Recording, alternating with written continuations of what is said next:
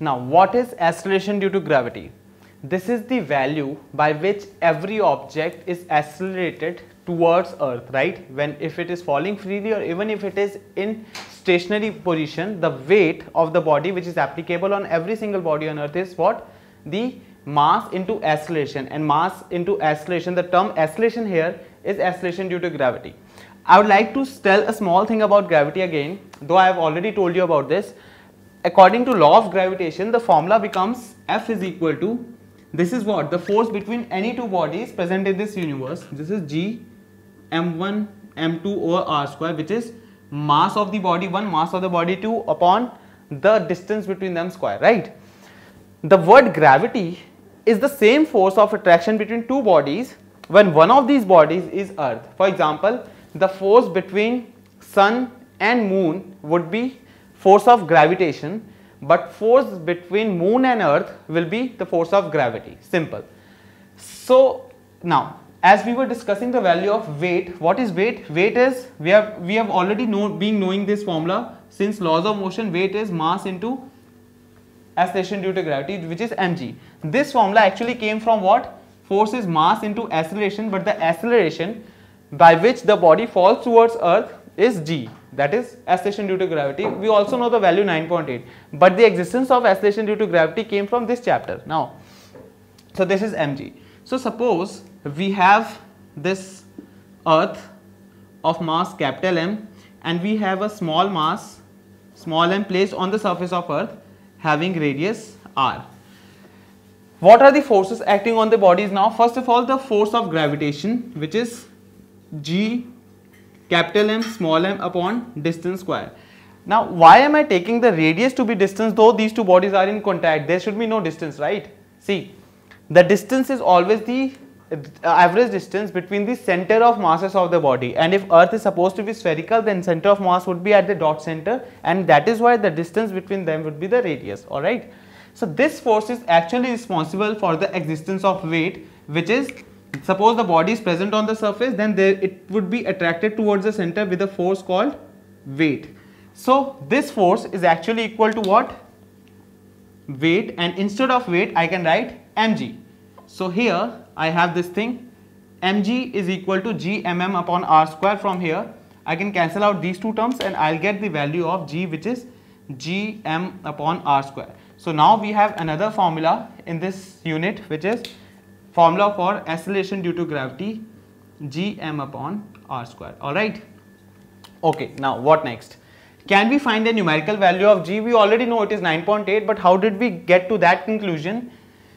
Radius of Earth is usually taken as 6400 kilometers, which is 64 into 10 raised to power how much?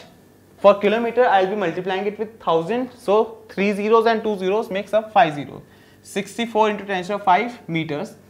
We also know the value of density of Earth, which is 5.5 into 5.5. This is gram per cubic centimeter. This is the value of density of Earth, the average value. So how can we convert this 5.5 into kg and centimeter cube or kg per meter cube? 5.5 instead of gram I can write 10 raised to power minus 3. So now it becomes kg. And centimeter cube, what is centimeter cube? That is centimeter, cubic centimeter means centimeter cube, right? And I am converting it like this. 1 centimeter is 1 raised upon 100. So cube means this. I have to convert this thing. So this, instead of writing like this 1 over 100, I will be writing it like 10 raised to power minus 2. That is what 100 is written as, and 10 raised to power minus 2 multiplied by 3 becomes 10 raised to power minus 6. Minus 6 will go up and it will become 10 raised to power 6. So overall value is, this becomes 5.5 into 10 raised to power 3 kg per meter cube. Now why I am writing these values? That is because instead of mass I can write, we know this formula density, mass per unit volume. So instead of mass I can write volume into density. So this becomes G is equal to G, volume is V, density is rho over R square. That is what we did, mass is volume into density. Now instead of density, instead of volume, what we can write is 4 by 3 pi r cube, because this is supposed to be spherical. So this becomes 4 upon 3 pi, and multiplied by r cube. So this r cube and r square cancels out. You are left with only single term r. So acceleration due to gravity have another formula which is 4 upon 3 pi g r rho, right? So sometimes when you can't use this formula, you can go for this formula. And putting the value of g, r and rho in this formula, we'll get 4 upon 3 into pi is 22 over 7, g is 6.67 into 10 raised to the minus 11, r is this 64 into 10 raised to the power 5, and this thing 5.5 into 10 raised to the power 3.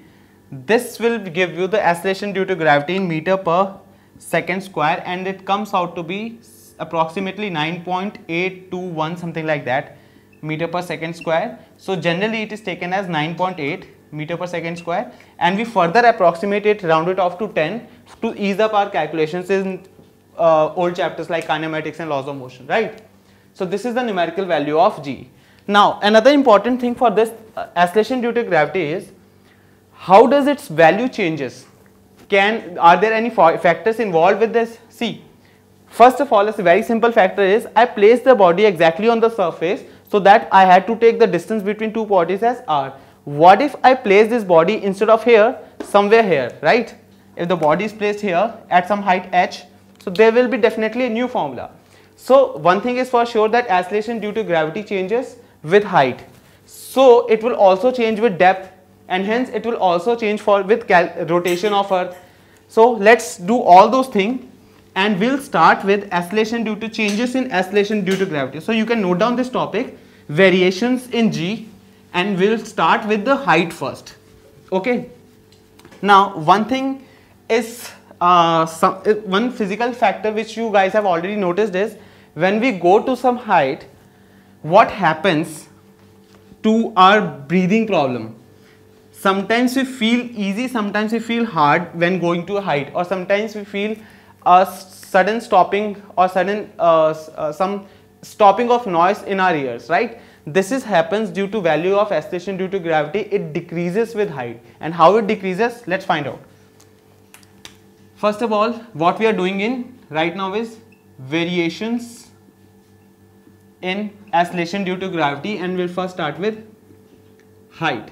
So for this thing, we are considering that the object which was initially at distance r is now kept at height h. Alright, this height is h and the body is placed here. So we already know the formula for acceleration due to gravity, which is g is what? Gm over r square. So at this height, that is at this height, the value of g dash might be some new value. It would be gm over r plus h. That is what I have done. I have just increased the value of distance, r plus h whole square. If I divide these two, g dash over g, I will be left with what? Gm over r plus h whole square whole divided by gm over r square, right? I will get this term on the numerator side. So g dash over g is r square over r plus h whole square. This is one of the formula. G dash is g times r over r plus h whole square, because on both numerator and denominator I am having square, so I can take it as common. So this is applicable to both. So this is one of the formula to find acceleration due to gravity at some certain height h. But this formula can be further simplified. Just note down this formula. Now what I am simplifying is, in this equation from denominator side I am taking this thing common, r. So r square will come out, and I will be having 1 plus h over r. Now if some of you guys are having trouble in sorting it out, how did this happen, I will simplify it, but I will write it here only. See, in this equation I had r plus h whole square, right? So I am taking just r single out, I will be left with 1 plus h upon r, right, whole square. Now just multiply this r again with the term. What will I get? R, and when I multiply this, r will cancel out, I will be left with h. So I am getting r plus h whole square, which is exactly what I have written. So from now these two things, I'm taking this r outside the bracket, so it will obviously be coming out square because that was r square into this term square. So now I'm left with this, right? Instead of that whole thing, r square 1 plus h over r, this raised to power 2. Now cancel this out. What will you left with? You will be left with 1 upon 1 plus h over r raised to power 2. This whole term, when it goes up, it will become minus 2, right? So instead of this, I am writing 1 plus h upon r raised to power minus 2. This is what? Value of g dash over g. How can we sort it out? Using binomial theorem, the reason I took 1 in the first term is the thing that in binomial theorem, we have a simplification thing that if the first term of a complex power is 1, then we can place the power in the front of second term. So what we have done is 1, the power goes in front of second term, minus 2h upon r. This is the simplified form using you have to write it up using binomial theorem. Okay, this is the simplified form of binomial theorem. So this is g dash over g. So g dash becomes equal to what? G times 1 minus 2h upon r. So I am erasing all this and I am getting now the final formula is g dash is equal to g times 1 minus 2h upon r. So this is the final answer for acceleration due to gravity. And tell me, using this formula, the acceleration due to gravity has decreased or increased? See, this is how you have to find out. If you increase this value, if h tends towards r, so this value will become greater than 1 and this value become negative. So this is how you can figure out that acceleration due to gravity is decreasing with the increasing value of height. Same ways here also, we had this important formula for acceleration due to gravity, which is g dash is equal to g times r square over r plus h square, right? So we have two formulas for acceleration due to gravity, variation with height. Which of the following formula will you use if I tell you that the height is 100 kilometers? See, if h and r are comparable, what is h and what is r? R is radius of earth, which is 6400 kilometers. If height is 100 kilometers, so if h and r are anyhow comparable, so that is 100 is still comparable to 6400 because 100 upon 6400 will give you 1 upon 64, though very less quantity, but yes, you can take it. But less than any value less than 100 kilometers, for example, if I have to take height is equal to 10 kilometers, 10 is not comparable to 6400 at all. So for that you will be using this formula. So this formula is used when height is small, when it is not comparable to the radius of earth, and this formula is used when r is, that is when h is large, with that is when height is comparable to the radius of earth, that is 6400 kilometers. So if generally I have deduced this is used for values less than 100 kilometers and this formula is used for values greater than 100 kilometers. That is a simplified version. Alright. So what we just did, we found out the value of acceleration due to gravity, that was g m upon r square, and we also found its value, which is 9.8. And lastly, we did its variation with respect to height, that how acceleration due to gravity changes with respect to height.